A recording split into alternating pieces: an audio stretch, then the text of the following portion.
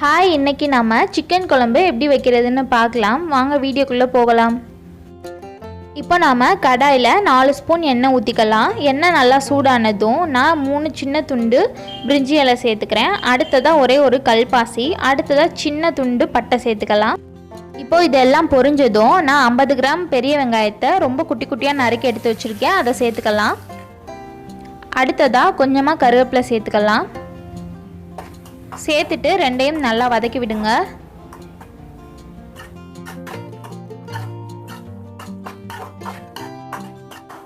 இப்போ வெங்காயம் ஓரளவுக்கு நல்லா வதங்கிருச்சு.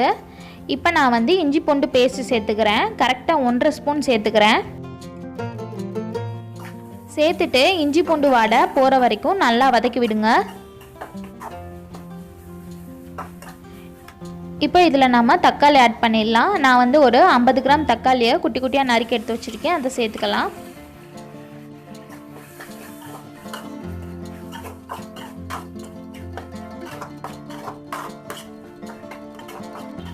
இப்போ தக்காளி வதங்குறதுக்கு நாம் உப்பு சேர்த்துக்கலாம். கொஞ்சமாக சேர்த்துக்கோங்க. இப்போ இதை நாம் ஒரு 5 நிமிஷத்துக்கு மூடி வச்சிடலாம், அந்த தக்காளி வெங்காயம் எல்லாம் நல்லா வதங்குறதுக்கு. இப்போ 5 நிமிஷம் ஆயிடுச்சு. பாருங்கள், அந்த தக்காளி எல்லாமே நல்லா வதங்கிடுச்சு.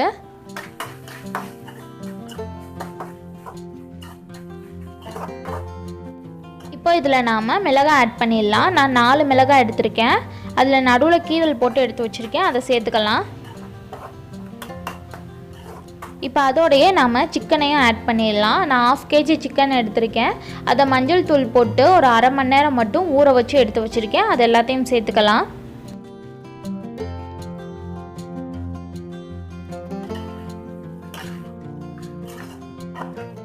சேர்த்துட்டு நல்லா மிக்ஸ் பண்ணி விடுங்க. இப்போ இந்த சிக்கன் கூட நாம் மஞ்சள் தூள் ஆட் பண்ணிக்கலாம். நான் ஒரு 1/4 டீஸ்பூன் மட்டும் மஞ்சள் தூள் எடுத்திருக்கேன், அதையும் சேர்த்துக்கலாம்.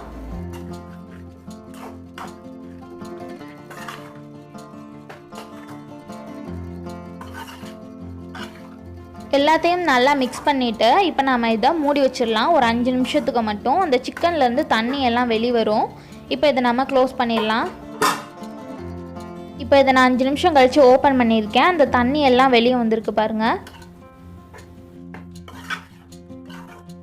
இப்போ நாம் மசாலா எல்லாத்தையும் ஆட் பண்ணிடலாம். நான் 1 ஸ்பூன் மிளகாய் தூள் எடுத்திருக்கேன். நம்ம ஆல்ரெடி மிளகாய் வேற போட்டிருக்கோம், அதனால் நீங்கள் பார்த்து காரத்துக்கு ஏற்றாப்பில் போடுங்க. அடுத்ததாக 2 ஸ்பூன் கரம் மசாலா எடுத்திருக்கேன், அதை சேர்த்துக்கலாம்.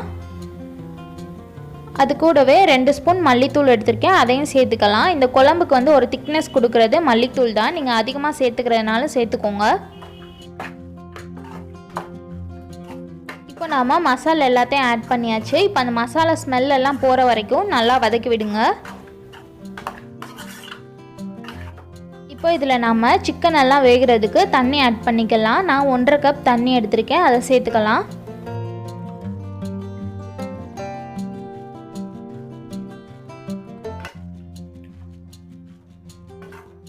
இப்போ இதை நாம் ஒரு 10 நிமிஷம் மூடி போட்டு நல்லா கொதிக்க விட போகிறோம்.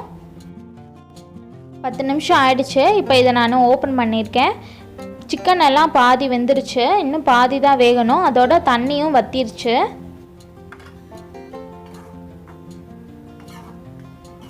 இப்போ இதில் நாம் தேங்காய் பால் ஊற்றிக்கலாம். நான் ஒரு அரை மூடியில் பாதி தேங்காய் எடுத்து அந்த பால் மட்டும் எடுத்து வச்சுருக்கேன், நல்லா வடிகட்டி அதை சேர்த்துக்கலாம். தேங்காய் பால் ஊற்றும் போது குழம்பு ரொம்ப டேஸ்ட்டாக இருக்கும். இப்போ இதை நாம் இன்னும் ஒரு 10 நிமிஷம் மூடி போட்டு நல்லா கொதிக்க விட போகிறோம். 10 நிமிஷம் ஆயிடுச்சு, ஓப்பன் பண்ணிடலாம். பாருங்கள், சிக்கன் எல்லாமே நல்லா இந்நேரம் வெந்திருக்கும். குழம்பும் ஓரளவுக்கு நல்லா வத்திருச்சு, எண்ணெய் எல்லாம் நல்லா பிரிஞ்சு வந்துருச்சு.